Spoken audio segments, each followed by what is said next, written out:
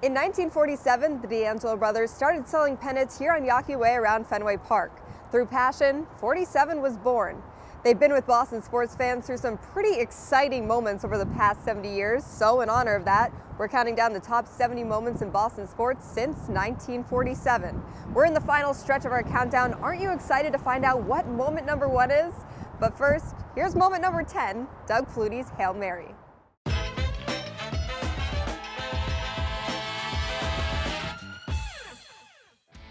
In the fall of 1984, Doug Flutie and the Boston College Eagles had taken the city by storm. Their historic season's biggest game had one of the most dramatic endings in college football history. The day after Thanksgiving, BC traveled to Miami to take on the 12th-ranked Hurricanes.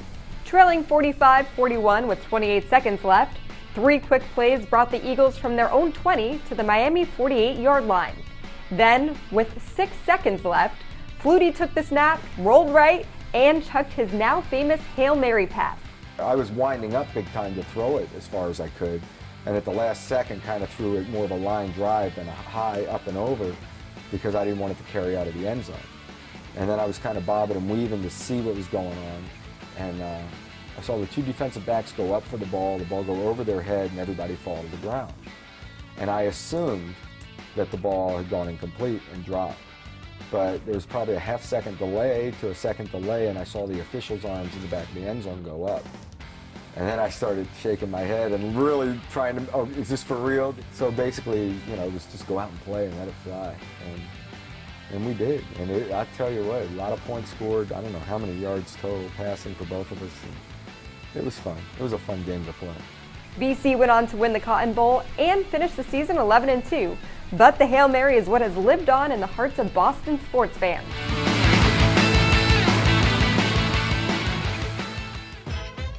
Moment number 9, Bruins win the Stanley Cup in 2011. In 2011, the Boston Bruins ended a 39-year drought when they won the Stanley Cup over the Vancouver Canucks. A playoff run of epic games culminated in a 4-0 road win in Game 7 of the Stanley Cup, led by Tim Thomas, who notched his 2nd shutout of the series, plus his 4th for the playoffs. That's the best thing for a coach, I guess, is to see that you accomplished something that made everybody happy. And that also includes their fans in Boston. Since 1972, you know, we've heard that they hadn't won a cup for a long time, and we're bringing it back home.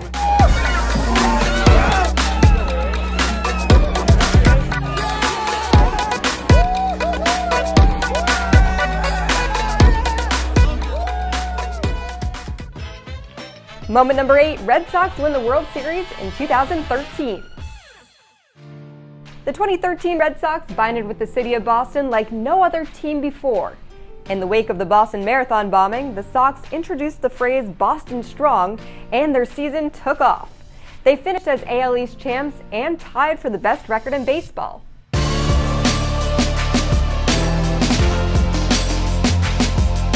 David Ortiz batted like .750 in the World Series, but they kept on pitching to him. Shane Victorino, bases loaded, 2 outs. Everyone in the bar is silent, and you hear the earth shake. Everything moves. You know, everybody, 30-something thousand people in Fenway, just lost their minds, and then we knew the Red Sox were going to win another World Series. And we did cry.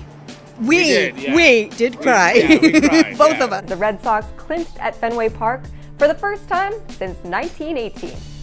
We have a lot of superheroes here. A lot of guys that come in every day trying to do something, trying to make things happen. Hey, let me tell you, I go with my guys anywhere, anytime, no matter what. I mean, the fans are freaking incredible. I mean, it's pretty special, at the same time very emotional for a guy like me. We've been playing for this city since it happened, and it really hit home with a lot of us here. We couldn't be happier to be here in front of everyone. I don't think a person's left their seat yet. This is unbelievable. Moment number 7, Celtics beat the Lakers in Game 7 of the 1984 NBA Finals. The 1984 NBA Finals was the matchup that everyone had been waiting for as the Boston Celtics and LA Lakers finally met, and the Magic Johnson vs. Larry Bird rivalry could be featured on the game's biggest stage. The series, like all Celtics-Lakers series, was an instant classic. It wins 7 games, 2 of which were decided in overtime, but in the deciding Game 7 at Boston Garden, the Celtics were too much for the Lakers to handle, as Larry Bird, Cedric Maxwell, and Dennis Johnson all scored over 20 points to win it 111-102. Bird earned series MVP honors, averaging 27.4 points over the 7 games, as the C's captured their second of 3 titles in the Larry Bird era.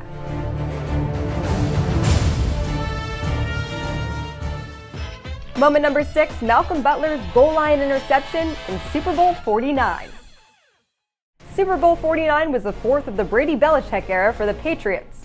4 different Pats players had touchdowns, and there were crazy moments everywhere. Things are looking good until you think, hey, is this going to be another David Tyree catch here with Jermaine Kearse? Guy makes an unbelievable catch. Kearse had that lucky catch that Butler tipped in the air, he caught it on his back. I just put my head down. Seahawks are driving. I remember I'm at my friend's house. Everybody's going insane. They're on the 1-yard line. I'm thinking this game is over. They're going to run the ball here. Thinking this is horrible. We're about to lose. And then all of a sudden,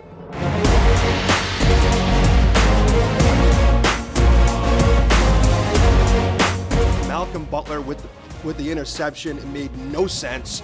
I just had people going crazy in my house. One of the most improbable plays I've ever seen in sports history. Yeah, I put my head up, and everyone's jumping all over the place, and they're saying Butler intercepted it. Patriots win another Super Bowl. It's another day in the office. There was about 3 feet of snow outside. I remember I took my shirt off and did a flip in the snow. The play shocked the football world as Butler instantly became a household name, and the Pats went on to win 28-24.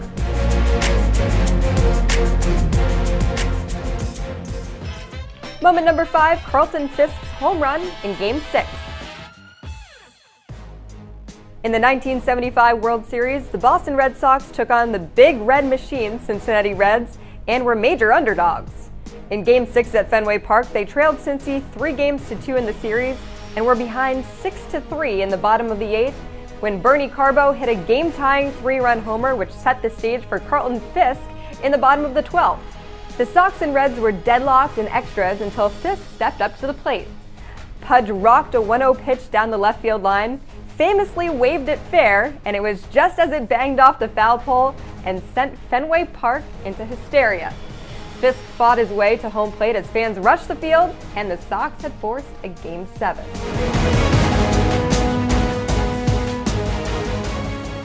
The New England Patriots looked unbeatable heading into Super Bowl 51.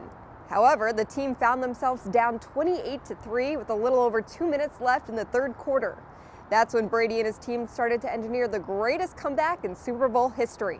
It's moment number 4 on our list.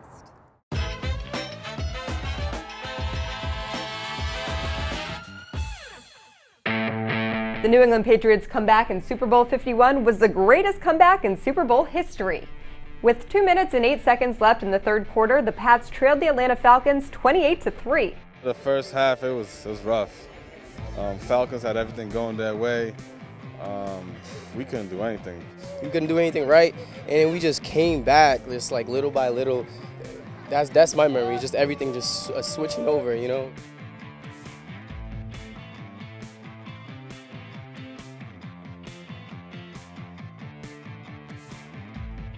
Second half, we scored a touchdown, and then me and a few of my friends, we just stood up and watched the whole game. And we felt like that good end right at James White dove into the end zone to cut the deficit to 28-9, and the comeback was on. A crazy catch from Julian Edelman, 2 two-point conversions, and 466 yards from Tom Brady later, the Pats had won the game 34-28 to claim their 5th Super Bowl title in franchise history, all coming in the Brady-Belichick era. I had no doubt in my mind that I think we had that. We had that. There's no way I was going to, you know, we got that far. Why would I put my head down, you know? Bill Belichick is the mad scientist. He's the man. He's the best coach who's ever lived. Tom Brady's the best quarterback who ever lived. Down 25 points. I mean, it's hard to imagine us winning, but it took a lot of great plays, and that's why you play to the end. It's a 60-minute game, and you know, halftime, I'd say we weren't down at all. I mean, we were disappointed in the way we played and knew that we could go out and do a lot better in the second half.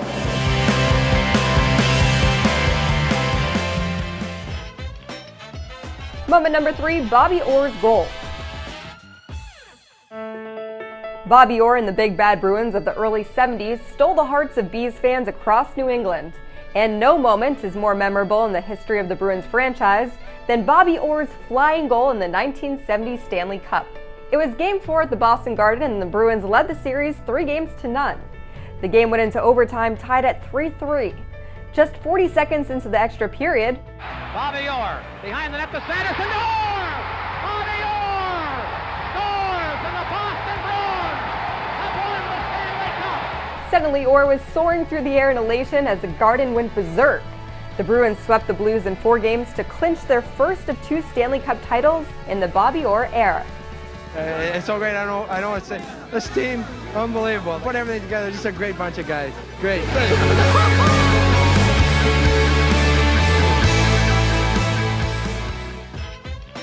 Moment number 2, Patriots win Super Bowl 36. Before Tom Brady and Bill Belichick became the greatest of all time, they had to pull off one of the biggest upsets in Super Bowl history. Drew Bledsoe's back at it again. I was actually at the game where Mo Lewis knocked him out. Brady comes in. Who is this kid from Michigan? Ends up being unbelievable.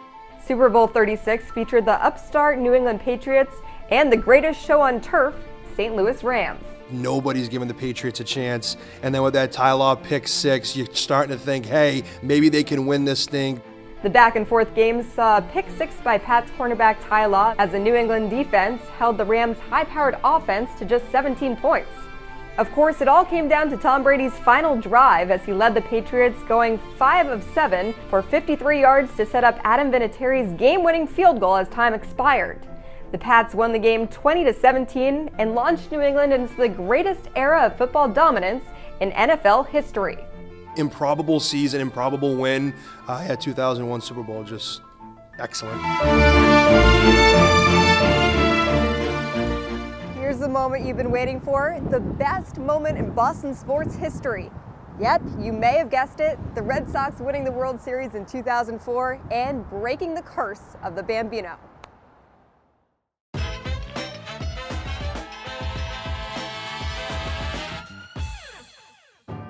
Before 2004, Boston fans were cursed. It didn't matter how many championships other teams managed to win. The Red Sox could always rip the hearts out of fans across the region as they came so close to a championship time and time again. But the 2004 Red Sox broke the curse of the Bambino. They came back against the Yankees and swept the Cardinals to win the franchise's first World Series title since 1918. I'm sure there's a lot of people in New England that are dancing in the streets right now. For that, I'm thrilled. Kenmore Square. And right now, it looks like there are at least as many people this time as there were a week ago tonight. Oh, I think this will continue to grow and grow through the night. I'm so happy for the fans back there in Boston. You know, we have a lot of fans here that believed in us. Everyone back home believed in us, and we got the job done. I'm numb right now. I'm absolutely numb. I mean, I know how much this city wanted this. The third loss that we have against the Yankees, I look at the people's faces, and I saw a lot of people crying, and I keep that in my heart. So now that we got to this point, I hope that all them people that we saw crying, they be laughing and enjoying this because they deserve this. Now that they have it, I hope they enjoy it for life. Big Papi, Manny, Pedro, Tech, Johnny Damon, and the entire band of idiots brought Boston sports fans out of 8+ decades of pain and misery. Nothing is the same as 04. I mean, I can tell you everything about where I was for all of those games in 04. First World Series in 86 years. Young Red Sox fans now, they don't understand how many years, I mean, I don't even understand how many years people suffered without winning. I had a cousin who really came down to Fort Myers all the time and really wanted to see the game when they won, and she passed away before. And when they won, her husband put all the Red Sox memorabilia all over her grave.